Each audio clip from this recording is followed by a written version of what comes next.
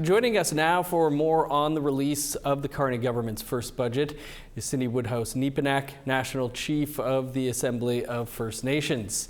National Chief, thanks for being here with us. Just briefly, I guess, your initial thoughts on this budget.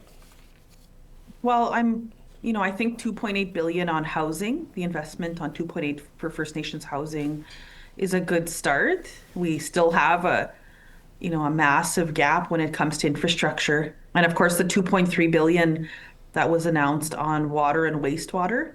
I'm thankful that those are good starts, but at the same time, the gap is huge. We have a $360 billion infrastructure gap in this country when it comes to First Nations. And I just think, lots to do. We will be reviewing this overnight tonight. Our officials are working hard late into the night tonight, and we're going through line by line, item by item, and we'll have a more thorough review tomorrow. Absolutely. For months now, we've heard and read that there could be big cuts, up to 15% cuts to Indigenous services and Crown Indigenous relations. But this budget's calling for efforts to find 2% savings in both departments. Is that a relief to see? It is. I spoke to the Prime Minister on that, on making sure that they don't cut back. I know every other department has been cut back 15%. I do want to commend the leadership of Minister Mandy Galmasti, who I just talked to moments ago, and I commend her for that because she really fought hard around cabinet, around cabinet table, around the government itself to make sure that the cuts weren't deeper. And so I commend her leadership on that, and I lift her up. And at the same time, there's, this First Nations have always been founding partners in this country and have always created generational wealth for all these other families.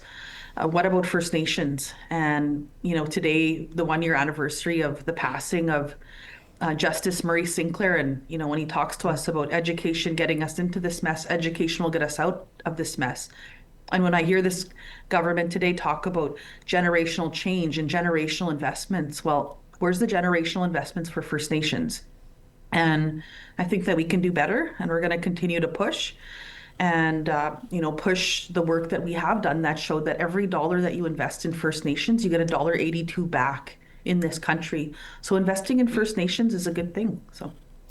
Just super quick here, National Chief. Any thoughts on the nation-building projects named in the budget, including what's referred to as the Port of Churchill Plus, which did mention First Nation Indigenous partnerships there?